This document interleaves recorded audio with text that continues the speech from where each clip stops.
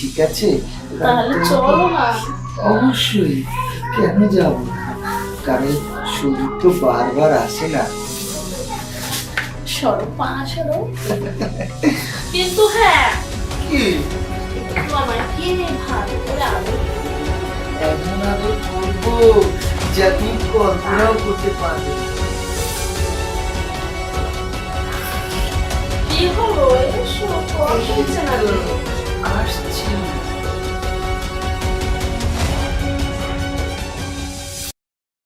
Smoking is injurious to health. It causes cancer. ধূমপান স্বাস্থ্যের পক্ষে ক্ষতিকারক।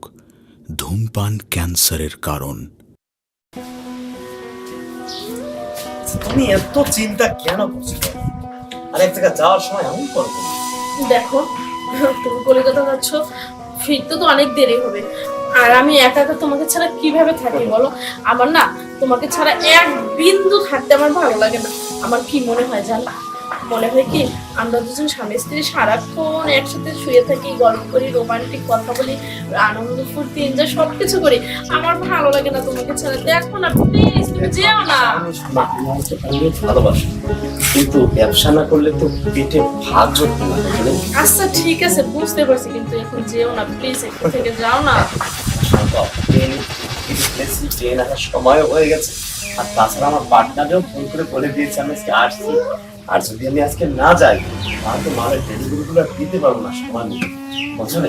সবই বুঝছি, কিন্তু আমার তো ভালো লাগবে না তোমাকে ছাড়া। একটু ভালো শোনা, দেখো যাওয়ার সময় এমন করুন, বিশ্বাস করে তুমি এমন করলে আমার মনটা কেমন হয়ে যায় না। তুমি এমন করো না, আমি চাই আমাকে হাসি কি বিদায় দাও, ঠিক আছে? আর আচ্ছা টাকা পয়সা যখন যা লাগবে আমাকে ফোন করবেন, আমি তখন পাঠিয়ে দেবো, ঠিক আছে? ঠিক আছে, তাহলে সাবধানে যেও। আচ্ছা ঠিক আছে, আচ্ছা আসি।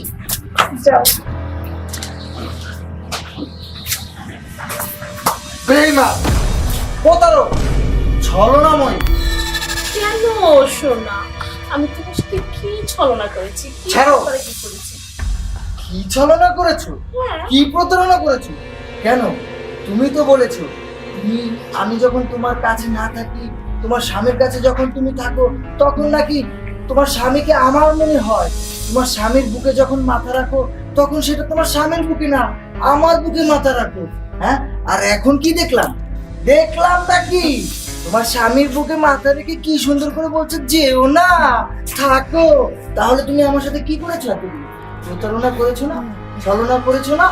এই যে, তুমি না একেবারেই বোকা। আমি তোমাকে বোকা বলে সাধে না, এই জন্যই বোকা বলি। এই বেবি, তুমি কি এখনো দুধ খাও না পিঠল খাও? দুধ খাবে এখন? খাও খাও, দুধ খাও খাও। এর বোকা কিচ্ছু বোঝে না, বোকা ছেলে। কারণ কি জানো? এই রাষ্ট্রটা যে চালায় তার মাথায় না অনেক বুদ্ধি থাকে। সে না অনেকভাবে কথাবার্তা কাজে কর্ম দিয়ে না ব্রেন খাটিয়ে কাজটা করে। আর জানো তো, এই পরকীয়া করতে গেলে না তার চেয়েও বেশি ব্রেনটির দরকার হয়। বোঝো না এখনো?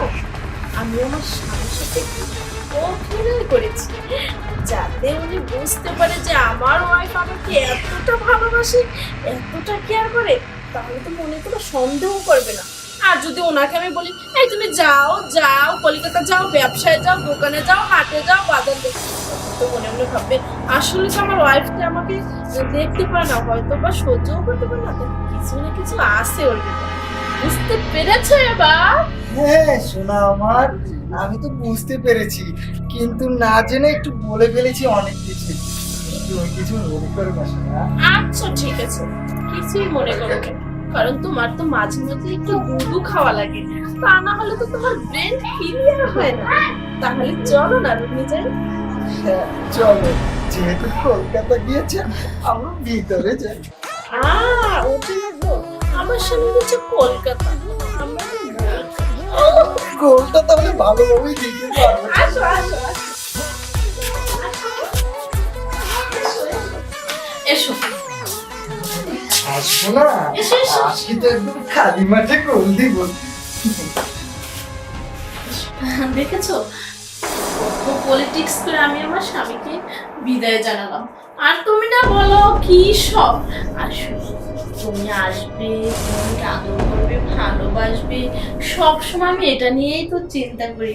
কোনো কাজে আমার মন বসে না, জানো? কোনো কাজ আমার ভালো লাগে না, ভাত খেতে ভালো লাগে না, কিছুই ভালো লাগে না। আমারও তো সেই একই অবস্থা। কতক্ষণ তোমার কাছে আসবো এ নিয়ে ভাবতে ভাবতেই আমার সময় চলে যায়। আর বাজারে যখন যাই, যখন চায়ে চুমু দিই, মনে হচ্ছে কি আমি তোমাকে চুমু দিচ্ছি। এই চিন্তা করে করে আমার আর কোনো কাজই ভালো লাগে না। বারে বার বাজারে যেয়ে বাজার না করে খালি তোমার কাছে চলে আসি। তুমি জানো, আমি যখন খাবার খেতে যাই না, আমাদের ওই যে কাঁসার প্লেট আছে না, ওটার মধ্যে যখন ভাত খাই, তখনই প্লেটের দিকে তাকালে তোমার ছবি দেখা যায়। পানি খেতে যাই, সেখানেও তোমার মুখ দেখা যায়। স্নানে যাই, বালতির পানির দিকে তাকাই, সেখানেও তুমি ভেসে ওঠো। এ কি ভালোবাসা বলো? এটাই তো হচ্ছে তোমার আমার মনের কানেকশনের ভালোবাসা। তাই কারণ বুঝি? আমি তোমাকে আদর করতে পারি, আমি তোমাকে সুখ দিতে পারি, এই জন্যই তো তুমি আমায় এত মনে রাখো। আর তুমি যে আমাকে ভালোবাসো, তুমি যে আমার মনের ক্লান্তিটা দূর করতে পারো, এই জন্য তো আমিও তোমাকে এত ভালোবাসি। শোনা গো, কাছে আয় না গো, এই তো বলো না একটু। এসেছি এসেছি, আজ তো ফিরে যাব না গো, আর যত মনে চায় তত বাড়ি করিব। তোমার তো ফিরে যেতে হবে না, কারণ আমার স্বামী তো 15 দিনের আগে কলকাতা থেকে ফিরবে না। ওয়াও, তাহলে তো আরো মজা হয়ে গেল। কারণ 15টা দিন মানে 15টা বছর, 15টা যুগ পার করে দেবো এখানে। দেখো, আমার ভালো লাগছে। কেন? 15টা দিন আমার স্বামী আসবে না, ঠিক আছে, কিন্তু আমার কাছে লাগে যেন 2 দিনের ভিতরেই 15 দিন শেষ হয়ে যাবে। আরে না, হ্যাঁ এমন ভাবে তোমাকে আদর করবো, 15টা দিনের আদর মনে হবে তোমাকে 15টা বছর, 15টা যুগের আদর করেছি। তাহলে তুমি কি এখন বক বক করে আমার মনটাকে নরম করে বসে থাকবে, নাকি ইষ্টগুলোতে যাবে? না, বসে থাকলে তো সময়টাই লস হবে। যতক্ষণ বসে থাকবো 15 দিন থেকে ততটা সময় কমে যাবে। তাই আমি চাচ্ছি না আর সময়টা কমুক, ঠিক আছে? তাহলে চলো না। অবশ্যই, কেন যাব না? কারণ সুযোগ তো বারবার আসে না। সরো পা সরো। কিন্তু হ্যাঁ, কি একটু আমাকে ভালো করে আদর এমন আদর করবো যা তুমি কল্পনাও করতে পারবে না। কি হলো? এসো, কষ্ট হচ্ছে না তো? আসছি।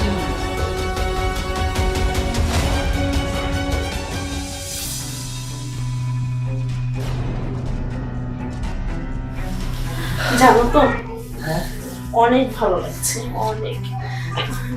আর অনেকদিন পর তোমাকে কাছে পেয়েছি, সেই কয়েকটা মাস আগে পেয়েছি। আর এরকম সুযোগ করেও তোমাকে আনতে পারিনি। আজকে অনেক ভালো লাগছে, কিন্তু শরীরটা অনেক ক্লান্ত লাগছে। শোনো, যতই ক্লান্ত লাগুক, আজকে কিন্তু আমি কি করেছি জানো? কি? আজ আমি গরম দুধের সাথে 4টা কোয়েল পাখির ডিম খেয়েছি। আর আমার টার্গেটও ছিল যে করে হোক আজ একটা সুযোগে নেব। বুঝতে পেরেছি, এই জন্যই তো কোয়েল পাখির মতো ফুটফুট করে ভিতরে গেল। তাই বুঝি? চলো না, ওয়াশরুমে যাবো। কি বলছো? সবে মাত্র 3বার, এখনই আরো 2-4বার যাই, তারপরে না হয় ওয়াশরুমে যাবো। ইসরে, আসলে কি তোমার কথা শুনে না আমিও আর থাকতে পারি না। তাহলে চলো না। হ্যাঁ, চলো। কতবার হলো বলো তো? যতবারই মনে যায় ততবারই হবে। শোনো, বলো। তোমাকে একটা কথা বলি। বলো। আসলে তুমি এমন কিছু তোমার স্বামীকে বলতে পারো না যে তোমার কাছে যেন সে আর না আসে, সে যে কলকাতা গেছে সে যেন কখনো ফিরে না আসে, মাসে মাসে শুধু তোমার টাকাটা দেয়। ঠিক আছে, তুমি এই ব্যাপার নিয়ে কোনো টেনশন করবে না। আমি ওনাকে যা বলি তাই উনি বিশ্বাস করে, তাই শোনে। আমি যে তোমাকে একটু ফোনে শোনা বলে যদি একটু কথা বলি, উনি ওখান থেকে আর আসবেও না। আর যদি বলে টাকা পাঠিয়ে দাও, হ্যাঁ পাঠিয়ে দেবে, ব্যাংকে শুধু টাকা দিবে আর দেবে। ওই টাকা পাঠাবে আর আমি এসে তোমার সাথে আনন্দ এনজয় করে গেছে। এই তো তুমি বুঝতে পেরেছো।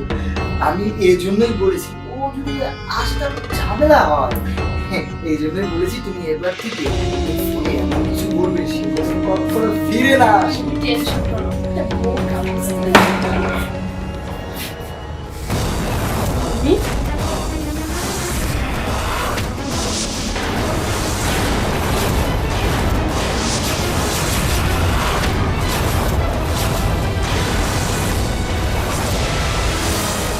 কি অবাক হচ্ছ আমি কেন ফিরে এলাম? ভয় নেই, তোমাদের এই কুকীর্তির খবর পেয়ে আমি ফিরে আসি। তোমাদের এই কুকীর্তির খবর আমি আগে থেকে কিছুই জানি না। যা কিছু জেনেছি, যা কিছু দেখেছি, এই প্রথম, এই মাত্র আমি ফিরে এসেছি। একটা ছেলে ট্রেনে কেটে পা পড়ে গেছে, তাই দেখে আমি ফিরে এসেছি। কিন্তু এখন মনে হচ্ছে কি জানো, এখন মনে হচ্ছে ওই ট্রেনের ভিতরে ওই ছেলেটার পা কেন গেল। ওই ট্রেনের ভিতরে আমার পা যদি, তাহলে আমার পুরো বডিটাই ওই ট্রেনের ভিতরে কেটে যেত, তাহলে তো আমার চোখের দৃশ্যটা দেখ লাগতো না।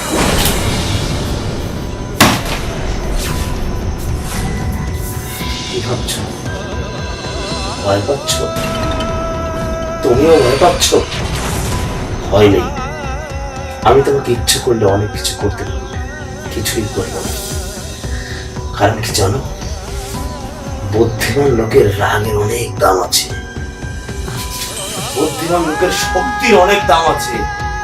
যেখানে সেখানে রাগ দেখায় না বুদ্ধিমান লোক, আর যেখানে সেখানে শক্তি খাটায় না। কি কি ভাবছো? হ্যাঁ, দেখো তুমি ওকে ক্ষমা করে দাও। ক্ষমা করে দেবো আমি?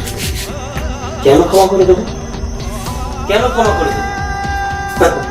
তুমি তো কোনো অন্যায় করনি যে আমি তোমাকে ক্ষমা করে দেবো। তুমি করেছো চরম অপরাধ, আর কোনো অপরাধীকে কোনো আইন, আদালত, জজ, ব্যারিস্টার কখনো ক্ষমা করে না। ফাঁসির আদেশ হলে তাকে ফাঁসি দেয়, যাবজ্জীবনের আদেশ হলে তাকে যাবজ্জীবন দেয়। আমি তোকে ফাঁসিও দেবো না, যাবজ্জীবন দেবো না, আর ক্ষমাও করবো না। আর তুমি তো ভুলেকে নিয়ে না, আমি সংসার করবো। কেন? তুমি চরিত্র কি না তাই না? সে কারণে একজন মানুষের চরিত্র খারাপ থাকতেই পারে, একজন মানুষ ভুলবশত কারোর সাথে খারাপ কাজ করতেই পারে, যৌন মিলনে আবদ্ধ হতেই পারে।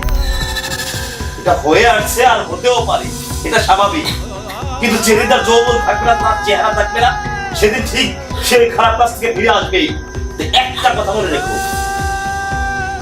যে ছলনাকারী, যে ছলনা করে, যে মিথ্যা কথা বলে, সে মৃত্যুর একদিন আগেও ওই ছলনা করেই যায়, ওই মিথ্যা কথা বলেই যায়।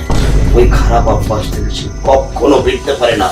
তুমি একটা মিথ্যাবাদী, তুমি একটা ছলনাময়ী। তাই আমি এখন এই মুহূর্তে এই বাড়ি ছেড়ে চলে যাচ্ছি, আর কোনোদিন আমার চেহারা তুমি দেখবে না। কারণ শুধু একটাই, তুমি একটা ছলনাকারী।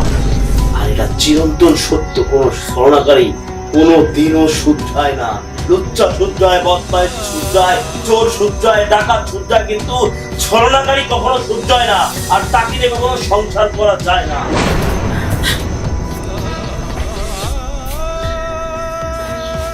আমিও চলে যাচ্ছি। কোথায় যাচ্ছ তুমি? কোথায় যাচ্ছি? হ্যাঁ, আমি এখান থেকে চলে যাচ্ছি, আমি কখনো আসবো না। কেন? তুমি আমাকে ভালোবাসো, আমরা দুজনকে না ভালোবাসি, তাহলে তুমি কেন আমাকে ছেড়ে চলে যাবে? রাখো তোমার ভালোবাসা। দাদা যে কথা বলে গেছে, এই কথাগুলো না আমার মাথায় লেগেছে। দাদার কথাগুলো শুনে না আমি কেমন যেন হয়ে গেছি। দাদার কথাগুলো শুনে না আমার চোখগুলো খুলে গেছে। আমার মনের ভিতরে যে চোখটা ছিল সেই চোখটা খুলে গেছে। কারণ কি জানো, ছলনাময়ী সে কখনো ভালো হতে পারে না। ঠিক আছে? যেও না, যেও না তুমি, প্লিজ যেও না।